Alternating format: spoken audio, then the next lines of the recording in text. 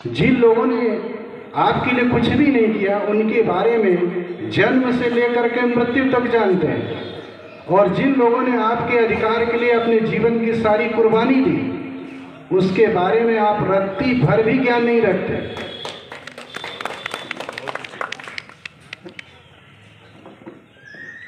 सोचिए जरा,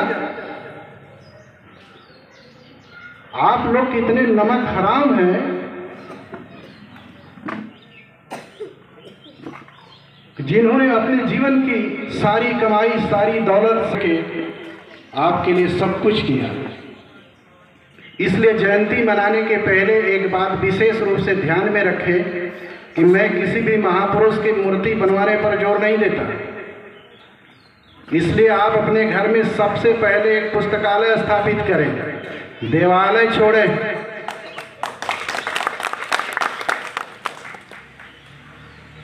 मूर्ति से कभी ज्ञान नहीं होता, पुस्तक पढ़ेंगे तो ज्ञान होगा। पुस्तक पढ़ेंगे तो आप डॉक्टर बनेंगे, इंजीनियर बनेंगे, दरोगा बनेंगे, डीएम बनेंगे, एसपी बनेंगे। और मंदिर में किसी पत्थर का दर्शन करके आप डॉक्टर, डीएम, एसपी नहीं बन पाएंगे। इसलिए आपके लिए सबसे जरूरी जो चीज है वो पढ़ना लिखना। अगर आपके पास शिक्षा नहीं है तो आप किसी भी काम के नहीं हैं। अगर आपके पास शिक्षा हो गई तो आप किसी भी फील्ड में जाएं, हर जगह शिक्षा की जरूरत है। अगर आप ये सोचते हैं कि घर परिवार छोड़कर बुद्ध होना चाहते हैं, कबीर होना चाहते हैं, नानक होना चाहते हैं, तो वहाँ भी शिक्षा की जरूरत है। अगर आप उनका विचार, उन्होंने जो संसार में आकर के लोगों को उपदेश दिया है, अगर उसका अध्ययन करेंगे तो शिक्षा की जरूरत पड़ेगी। बिना शिक्षा के तो आप कुछ भी नहीं कर पाएंगे। इसलिए मेरा सबसे पहले इस बात पर जोर है कि सभी लोग, जो लोग भी धर्म के नाम पर, मंदिर के नाम पर, किसी भी चीज के नाम पर पैसा खर्च करते हैं, वो पैसा सुरक्षित करके अपने घर में एक पुस्तकालय स्थापित करें। वैसे तो आज के समय में नेट का जमाना है, कोई व्यक्ति कहीं से भी पढ़ सकता है, लेकिन पुस्तकालय रहने से कम जो व्यक्ति मोबाइल चलाना नहीं जानता, कंप्यूटर चलाना नहीं जानता, वो भी आपके घर में रहेगा तो पढ़ेगा।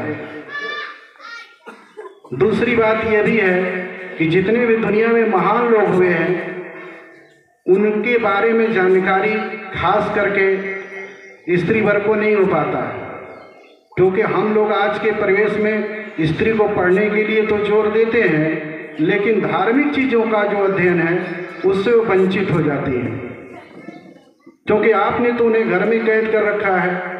कहीं कोई मंदिर में जाने पर आप कभी कदा उनको अवसर देते हैं या किसी कार्यक्रम में जाने कहते हैं, लेकिन जब उनके अंदर भी सत्य की भूख हो तो फिर उनको सुनने का, समझने का अवसर प्राप्त नहीं हो पाता, जितनी स्वतंत्रता से, जितने आराम से पुरुष वर्ग को प्राप्त हो जाता है।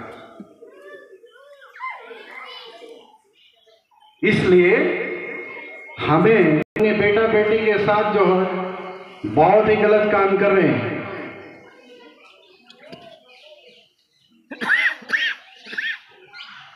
शिक्षा नहीं है, जीवन व्यर्थ है। और शिक्षा है तो आप अपने जीवन में जीने की कला को सीख जाएंगे। जो आप महान पुरुषों के बारे में नाना प्रकार की किताबों का अध्ययन करते हैं, उसमें जितने भी विचार भरे पड़े हुए हैं, वो क्या सिखाता है? आपके जीवन में जितनी भी समस्याएं होती हैं, उसका एक समाधान अच्छे से मिल जाता है। और खास करके जो लोग पढ़ते हैं उनको तो एक अच्छी सीख मिल ही जाती है, लेकिन जो पढ़ने लिखने में समर्थ नहीं है, वो सुन सुन करके अच्छी शिक्षा अर्जित कर लेते हैं। इसी परिप्रेक्ष्य में आज हम लोग कुछ चीज़ों को संत गाडगे महाराज जी के बारे में जानेंगे, क्योंकि वैसे तो उत्तर भारत में कबीर का नाम, बुद्ध का नाम, रविदास का नाम बहुत है, लेकिन उत्तर भारत में संत गाडगे महाराज जी का नाम उतना कोई नहीं जानता।